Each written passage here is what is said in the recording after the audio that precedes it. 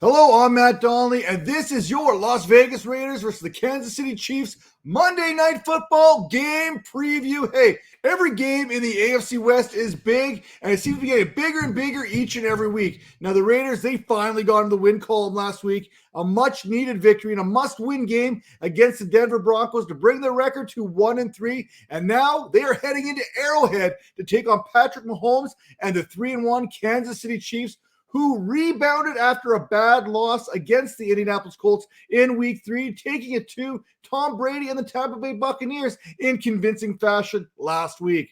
Now let's dive into this tale of the tape, starting with the quarterback positions here. And first up, the Las Vegas Raiders signal caller, Derek Carr. Prior to last week, the Raiders were throwing the ball at a 73% clip there. But last week, it was all about going back to the run game, going back to that 3 yards and a cloud of dust. Now, Carr, he threw for less than 200 yards last week, and he completed just 5.5 yards per attempt.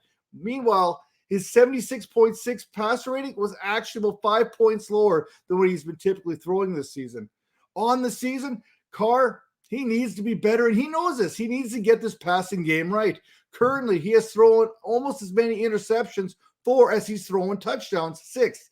Now, Brady and the Bucs, they threw for 385 yards and 3 touchdowns against this Chiefs secondary last week. So if there is a game to get going, this could be it, especially if you're trying to go point for point with Patrick Mahomes and this Chiefs offense. Now, speaking of Patrick Mahomes and this Chiefs offense, Mahomes, he's basically thrown for a very quiet 1,106 yards and 11 touchdowns thus far this season. Along with his 108.4 passer rating, look, those 11 touchdowns, those are good for the second most in the National Football League. And only Tua Tagovailoa has had a better passer rating amongst players who have thrown at least 100 pass attempts. Against the Buccaneers last week, Patrick Mahomes threw for 249 yards, which is not the greatest, but he still threw for 3 touchdowns and only 1 interception. Now, while the Raiders as a whole haven't been really imposing their dominance on the quarterback position, Max Crosby, you cannot say the same thing for him. He has 4 sacks in 4 games, including 2 last week of Russell Wilson. But he is also among the league leaders when it comes to quarterback pressures and quarterback hits. So you can almost guarantee that Max Crosby is going to be in that backfield more often than not. Now, Vegas, they did allow Russell Wilson to throw for 2 touchdowns, run in another one. And when the Broncos offense looked like it was a horse and buggy type show, they looked like they got the full horsepower under the engine against the Raiders, at least in the first half. Now, Russell Wilson, he had 237 passing yards, a 124.9 passer rating. But like I mentioned, all that damage, it came in the first half. The Raiders seem to be able to shut things down in the second half. But on the season, the Raiders, they are allowing basically a 103.2 passer rating to opposing quarterbacks. Now, turning our attention to how the Raiders got the job done against the Denver Broncos, and that is the run game, getting things back to Josh Jacobs. Now, the Raiders, they've played well this season. Their 3 losses have been by a combined 13 points. So you would think when this team like the Raiders has a lead, they'd lean on the run game a little bit more heavily, which they have not. Now, Josh Jacobs last week against the Broncos had his best game of his career, 144 rushing yards on 28 carries. He averaged 5.1 yards per carry to go along with those 2 touchdowns. Jacobs has now accounted for 100% of the Raiders' carries this season inside the 10-yard line and has the second most rushing attempts amongst his peers with 15 inside the red zone. His yards after contact per attempt has risen from 2.6 back in 2021 to 3.8 so far this season, which happens to be 5th in the National Football League. Josh Jacobs is not just getting it done on the ground. He's actually getting involved in this passing game as well. We know as fantasy managers, that is where the points are at, especially in PPR leagues. If you can get yourself as a running back to about 12% to 15% target share, you're going to be productive. And over the last 2 weeks, Josh Jacobs has done that with a 14% target share back in week number 3 and a 20% target share here last week against the Broncos. He was also asked to run a route on 58% of Derek Carr's dropbacks last week. Now, Kansas City, they stopped the run last week, but then again, the Bucs, they only ran the ball 6 times. Now, speaking of running backs and efficiency and all this other fun numbers that you want to throw out there, what is going on with Clyde Edwards-Hilaire? I don't even know what to say anymore. He's basically an RB3 that is doing RB1 type things, thanks in large part about how efficient he has been with his touches.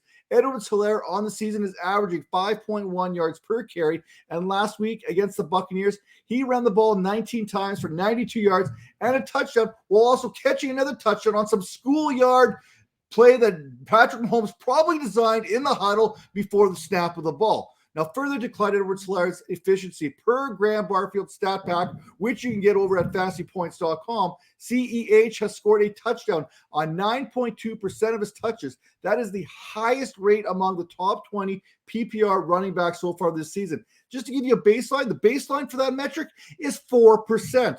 Of note, Isaiah Pacheco, he's still kicking around. He's been more than just a one-hit wonder. Last week, he averaged 5.7 yards per attempt against the Tampa Bay Buccaneers to a very respectable 63-yard performance.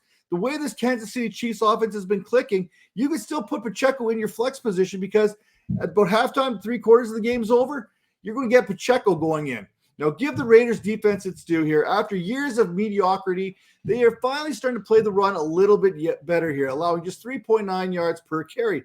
The problem is teams, they still like to run the ball on the Raiders. They've been running the ball plenty against them. Vegas is allowing 26.68 fantasy points per contest so far this season, per game there, with 398 yards being allowed on the ground and 209 additional yards in the passing game to running backs. Now, speaking of that passing game, let's talk about the Raiders passing game here, starting with Devante Adams. Last week, Adams had 9 receptions on 13 targets for 101 yards.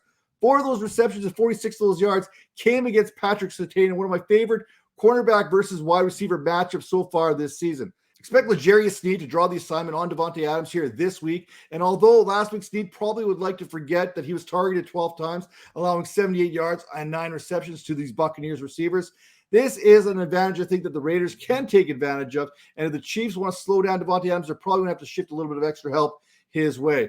That said, Hunter Renfrow, keep an eye on the injury report. This Raiders team is missing Hunter Renfrow, that third and go kind of guy there. Renfrow is probably the most underrated receiver in the National Football League. When he is in this lineup, this Raiders offense is completely different. And Derek Carr has 3 reliable targets that he trusts getting the ball to, which means defenses can't just key in on Darren Waller, can't just key on Devante Adams. Now with Josh Jacobs going, once Hunter Renfrow returns to this lineup, this offense can finally be what we thought they were going to be all throughout the offseason. Now, speaking of these Chiefs wide receivers, let's talk about Juju Smith-Schuster. Smith-Schuster caught 5 of 8 targets last week for 46 yards, and he is clearly the second option in this Chiefs passing game behind Travis Kelce, which is really not saying a whole heck of a lot because there hasn't been any other options here behind Travis Kelce so far this season. I continue to be bullish on Smith-Schuster, whose best fantasy finish came way back in week number 1 when he was the wide receiver 27. Since then, he has posted weeks of wide receiver 82 and then back-to-back weeks there of like wide receiver 34 while running just 67% of the routes on the Chiefs pass plays last week. So what does that all mean? It means Marquez Valdes-Scantling and Mecole Hardman simply can't get the job done, which opens the door right up for Sky Moore. He may not be a thing yet, but I'm telling you right now, it is better to be early than it is to be too late. Sky Moore ran 10 routes last week, which doesn't seem like a whole heck of a lot, especially on the surface. But when you talk about how ineffective Mecole Hardman's been, how ineffective Marquez Valdes-Scantling has been, the door is wide open for Sky Moore to seize that opportunity here. A little bit of production, a little bit of efficiency can go a long way, and we can see him get more and more snaps each and every week from here on out.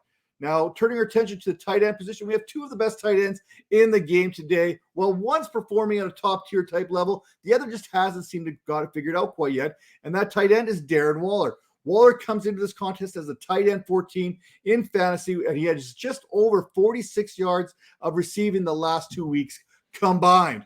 Maybe this is the get-right type game for Waller, as the Chiefs are allowing 15.1 fantasy points per game and have allowed opposing tight ends 3 touchdowns in 4 contests. And of course, Travis Kelce. What more can you possibly say about him? There's 2 rules when it comes to fantasy football, especially when it comes to the tight end position. You start Travis Kelce no matter what. End of discussion. That's it right there. As soon as you know Travis Kelce's playing, you're putting him in your lineup. But guess what? He's been healthy more often than not. He hasn't missed very many games throughout his career. The second rule is whoever the starting tight end is going against the Las Vegas Raiders, you put them in your starting lineup. So when you have both those rules coming into play in the same contest, you darn well know there's going to be plenty of fantasy production coming your way.